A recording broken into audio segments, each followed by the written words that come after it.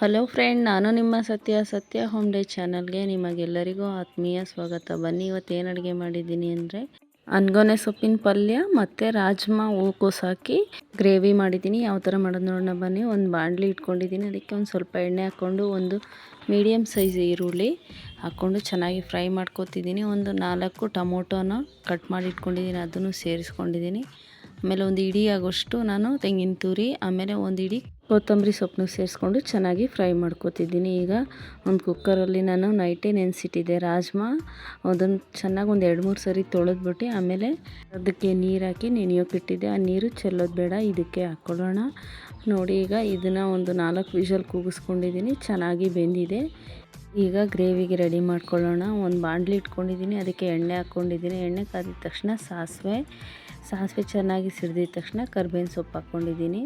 ಈ ಹೂಕೋಸನ್ನ ಚೆನ್ನಾಗಿ ಕಟ್ ಮಾಡಿ ಬಿಸಿನೀರು, ಅರಿಶಿನ ಪುಡಿ ಹಾಕಿ ಚೆನ್ನಾಗಿ ನಾನು ಬಿಸಿನೀರಲ್ಲಿ ತೊಳೆದಿಟ್ಕೊಂಡಿದ್ದೀನಿ. ಈಗ ಇದಕ್ಕೆ ನಾವು ಆವಾಗಲೇ ಮಸಾಲೆ ರುಬ್ಬಿ ಇಟ್ಟಿದ್ವಲ್ಲ, ಅದನ್ನು ಇದಕ್ಕೆ ಸೇರಿಸ್ಕೊತಿದ್ದೀನಿ. ಇದು ಚೆನ್ನಾಗಿ ಫ್ರೈ ಮಾಡಿಕೊಂಡು ನಾವು ರಾಜ್ಮಾ ಇತ್ತಲ್ಲ, ಅದು ಬೇಯಿಸಿಟ್ಕೊಂಡಿದ್ನಲ್ಲ, ಅದನ್ನು ಇದಕ್ಕೆ ಸೇರಿಸ್ಕೊಂಡಿದ್ದೀನಿ.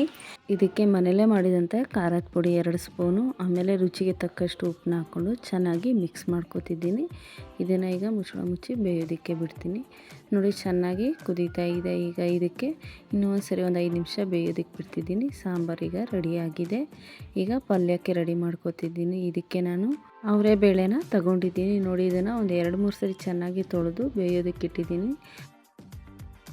ಇದು ಈಗ ಚೆನ್ನಾಗಿ ಬೆಂದಿದೆ. ಈಗ ನಾವು ಪಲ್ಯಕ್ಕೆ ರೆಡಿ ಮಾಡ್ಕೊಳ್ಳೋಣ. ಒಂದು ಬಾಣಲಿ ಇಟ್ಕೊಂಡಿದ್ದೀನಿ, ಅದಕ್ಕೆ ಎಣ್ಣೆ ಹಾಕ್ಕೊಂಡಿದ್ದೀನಿ. ಎಣ್ಣೆ ಚೆನ್ನಾಗಿ ಕಾದಿದ ತಕ್ಷಣ ಸಾಸಿವೆ ಹಾಕ್ಕೊಂಡಿದ್ದೀನಿ. ಒಂದು 4 ಹಸಿಮೆಣ್ಸಿನ್ಕಾಯಿನ ನಾನು ಕಟ್ ಮಾಡಿ ಇಟ್ಕೊಂಡಿದ್ದೀನಿ, ಅದನ್ನು ಇದಕ್ಕೆ ಸೇರಿಸ್ಕೊಂಡು ಚೆನ್ನಾಗಿ ಫ್ರೈ ಮಾಡ್ಕೊತಿದ್ದೀನಿ.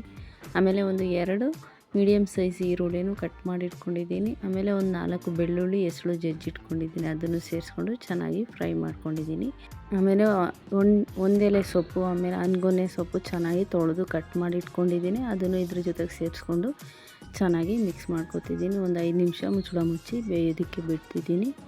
ಮತ್ತು ಚೆನ್ನಾಗಿ ಫ್ರೈ ಮಾಡಿಕೊಂಡು ಒಂದು ಅರ್ಧ ಲೋಟದಷ್ಟು ನಾನು ನೀರನ್ನ ಹಾಕ್ಕೊಂಡು ಚೆನ್ನಾಗಿ ಬೇಯಿಸ್ಕೊತಿದ್ದೀನಿ. ಇದನ್ನು ಡೈರೆಕ್ಟಾಗಿ ಸೊಪ್ಪನ್ನ ನಾನು ಹಂಗೆ ಬಾಣಲೆಯಲ್ಲಿ ಹಾಕಿ ಎಣ್ಣೆ ಜೊತೆ ಫ್ರೈ ಮಾಡೋದ್ರಿಂದ ಈ ಪಲ್ಯ ಅಂತೂ ತುಂಬಾ ಟೇಸ್ಟು ಚೆನ್ನಾಗಿರುತ್ತೆ. ಯಾಕಂದರೆ ನಾವು ನೀರು ಬಸಿದ್ರೆ ಅದರಲ್ಲಿರೋ ಟೇಸ್ಟ್ ಎಲ್ಲ ಹೋಗುತ್ತೆ. ಹಿಂಗೆ ಮಾಡಿ ನೋಡಿರಿ, ಒಂದ್ಸರಿ ಟ್ರೈ ಮಾಡಿ, ತುಂಬಾ ಟೇಸ್ಟು ಚೆನ್ನಾಗಿ ಬರುತ್ತೆ. ನೋಡಿ, ಈಗ ಚೆನ್ನಾಗಿ ಫ್ರೈ ಮಾಡ್ಕೊಂಡಿದ್ದೀನಿ.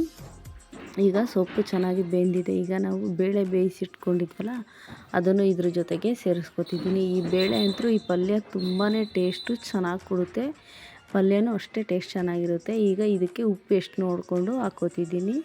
ಆಮೇಲೆ ಕಾಯಿ ತುರಿ ಇದಕ್ಕೆ ಹಾಕ್ಕೊಂಡು ಚೆನ್ನಾಗಿ ನಾನು ಮಿಕ್ಸ್ ಮಾಡ್ಕೊತಿದ್ದೀನಿ. ಇದು ತುಂಬಾ ಟೇಸ್ಟ್ ಚೆನ್ನಾಗಿರುತ್ತೆ. ಯಾಕಂದರೆ ಈ ಸೊಪ್ಪು ಬೇಯಿಸಿ ನೀರು ತೆಗಿಯೋದಿಲ್ವಲ್ಲ, ಹಂಗಾಗಿ ತುಂಬ ಟೇಸ್ಟು ಈ ಪಲ್ಯ, ಈ ಸಾಂಬಾರು ಅಂತೂ ತುಂಬಾ ಟೇಸ್ಟ್ ಚೆನ್ನಾಗಿರುತ್ತೆ. ಮುದ್ದೆ, ರೈಸು, ಅನ್ನ, ಚಪಾತಿ ಇದೆಲ್ಲದಕ್ಕೂ ತುಂಬಾ ಟೇಸ್ಟ್ ಚೆನ್ನಾಗಿರುತ್ತೆ.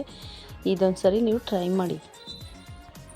ಈ ವಿಡಿಯೋ ಪೂರ್ತಿಯಾಗಿ ನೋಡಿ, ಒಂದ್ಸರಿ ಈ ರೆಸಿಪಿ ಟ್ರೈ ಮಾಡಿ, ಹೇಗೆ ಬಂದಿದೆ ಅಂತ ಕಮೆಂಟ್ ಮಾಡಿ, ಲೈಕ್ ಮಾಡಿ, ಶೇರ್ ಮಾಡಿ, ಸಪೋರ್ಟ್ ಮಾಡಿ.